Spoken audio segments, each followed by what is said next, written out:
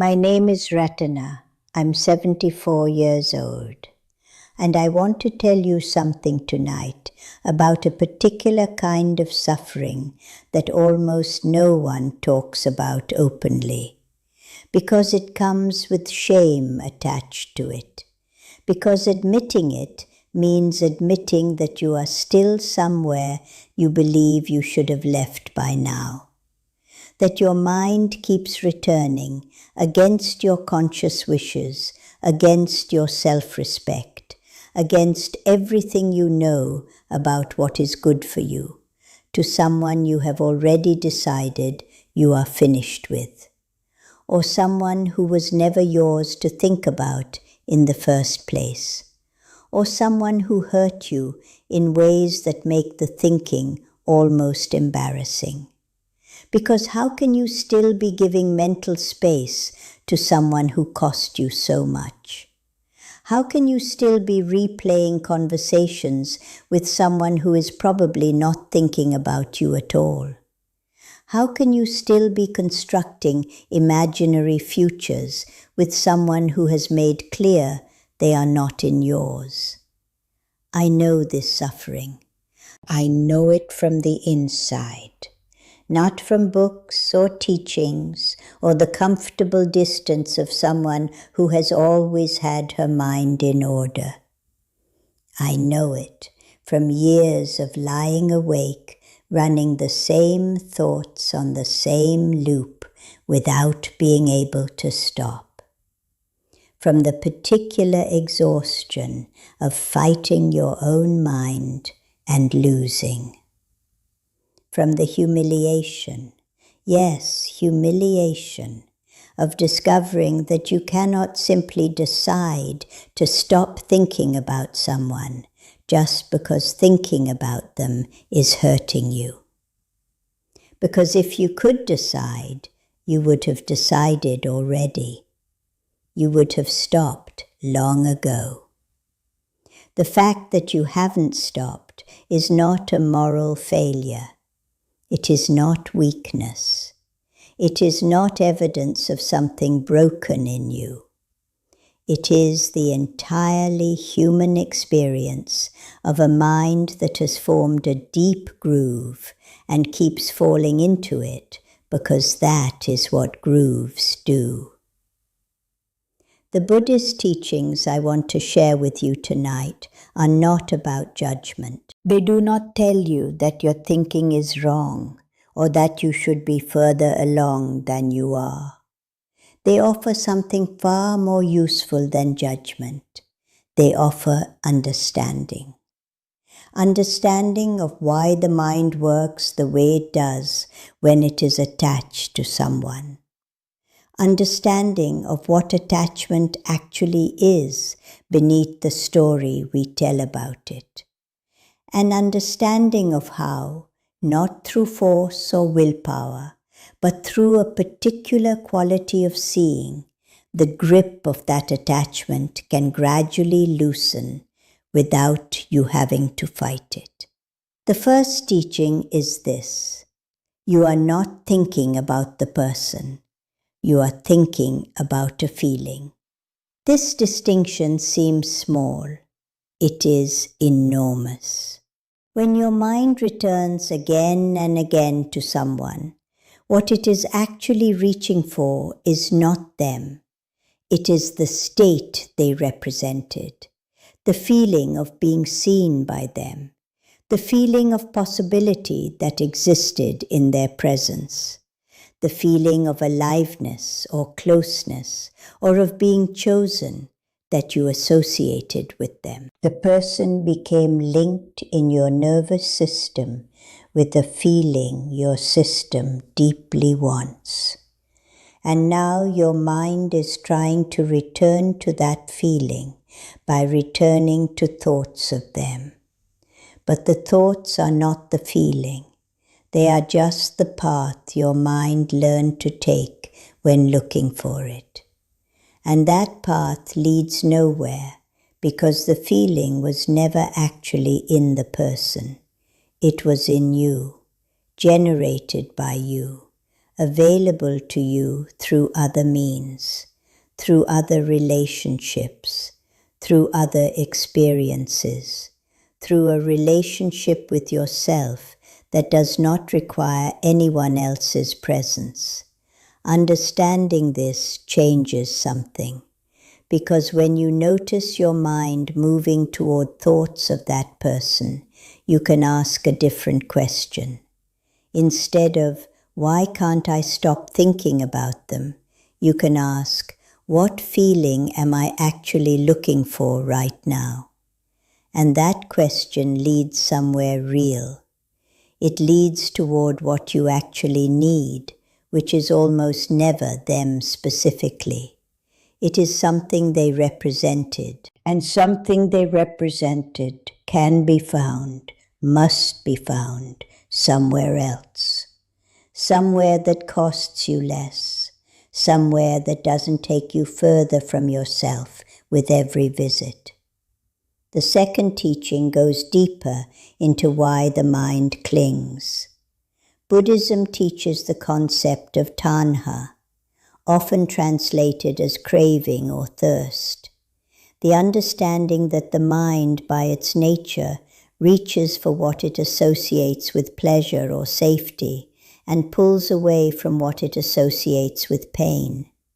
And when someone has been woven into your experience of pleasure or safety, of belonging or of being wanted, your mind will continue to reach for them, even after the logical part of you has understood that the reaching is harmful. Because tanha does not operate in the territory of logic. It operates beneath logic, in the body, in the nervous system, in the deep patterning that was laid down before you had words for any of it. This means that trying to stop thinking about someone through sheer willpower is fighting at the wrong level.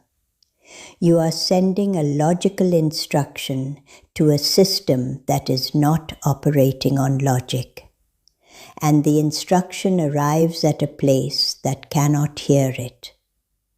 That is why the thoughts keep coming back, regardless of how many times you tell yourself to stop. Regardless of how many times you make the decision to be done. The decision happens in one layer. The craving happens in another. And the Buddhist approach is not to fight from the layer of decision. It is to work patiently and gently with the layer of craving itself, to see it clearly, to understand what it is actually reaching for, and slowly, through that understanding, to stop feeding it with the attention that keeps it alive. If something in this is finding you where you actually are tonight, if you recognize your own mind in what I am describing, then stay with me. Because what I want to offer next is the practical heart of what the Buddhist tradition actually gives us for this particular suffering. Not theory, not more understanding, actual practice. Things you can do differently starting tonight. The third teaching is the practice of noticing without following. In mindfulness, there is a distinction between noticing that a thought has arisen and following that thought into the story it wants to tell. When a thought of that person appears, and it will appear, you have a moment, brief but real, when you can see it as a thought rather than as an instruction. This is the same gap I have spoken of before in other contexts, the space between stimulus and response. And the practice is to inhabit that gap, to see the thought arriving, to recognize it, and to choose consciously rather than automatically not to follow it into the full narrative it is reaching for. This does not make the thought disappear. Nothing makes the thought disappear. The thought will continue to arise. What changes is your relationship to it. Instead of being pulled into the thought and then finding yourself an hour later still inside the story, still in the imaginary conversation, still in the constructed future that will never happen, you see the thought arise and you return your attention to the present, to what is actually here, to your breath, to your body, to the actual texture of this real moment. Not because the present is always comfortable, but because it is real. And the story your mind is telling about that person is not real. It is a mental construction, a habit, a groove the mind has worn smooth through repetition. And you do not have to follow every thought that arises just because it arises. The fourth teaching is about what you do with the energy that is freed when you stop following the thought.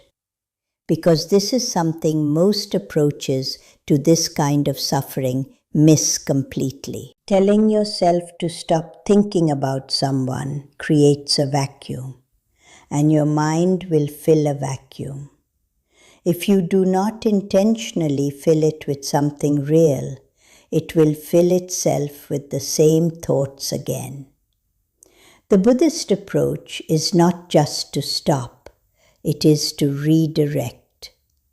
When you notice the thought arising and you choose not to follow it, bring your attention to something that requires genuine presence, something sensory, something that is happening right now in your actual life.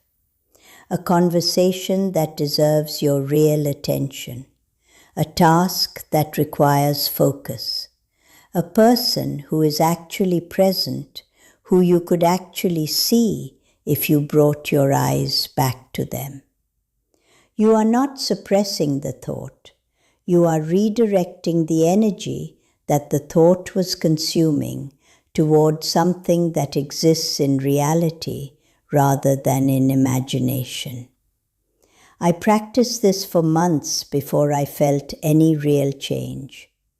I want to tell you that because I do not want you to expect immediate results from what I am sharing. The groove was deep, the habit was old, and the first many times I noticed the thought and tried to return to the present, I lasted 30 seconds before I was back in the story. But the 30 seconds mattered. They accumulated.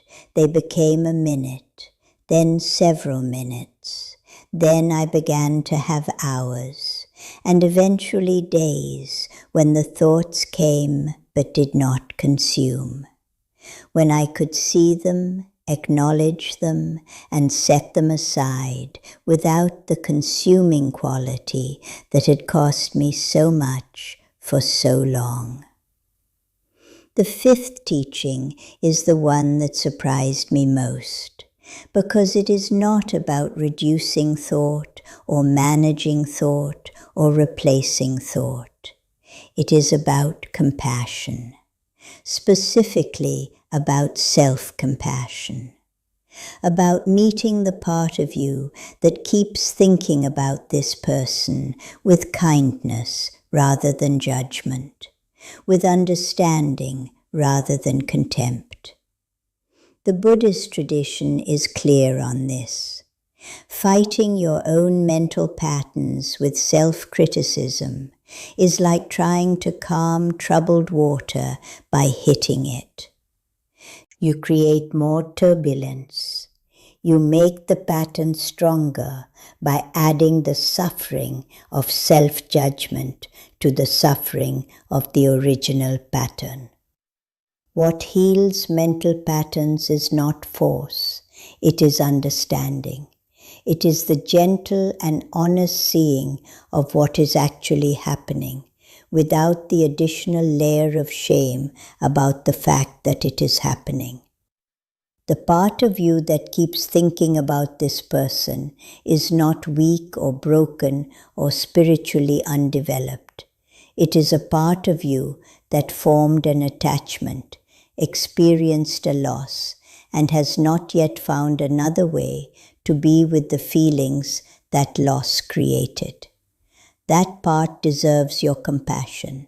It deserves to be seen, not indulged, not followed into every story it wants to tell, but seen, acknowledged, treated with the same gentleness you would bring to any part of yourself that is in pain and has not yet healed. And when you meet the thinking with that compassion, instead of with judgment, something relaxes. Not immediately, not completely, but perceptibly. The struggle with the thought becomes less. The shame around the thought becomes less. And without the shame and the struggle feeding it, the thought begins to lose some of its compulsive quality. It becomes just a thought, just an old habit of mind, just a groove that is slowly, gradually filling in. My name is Ratana. I'm 74 years old. I live in a small temple where the teachings that helped me are the same teachings that have helped people for thousands of years. Not because those teachings are magical, because they are honest about what human minds actually do and what actually changes them. The Buddhist secret to stop thinking about who you shouldn't is not a secret at all. It is a practice. The practice of understanding what the mind is actually reaching for. The practice of noticing without following.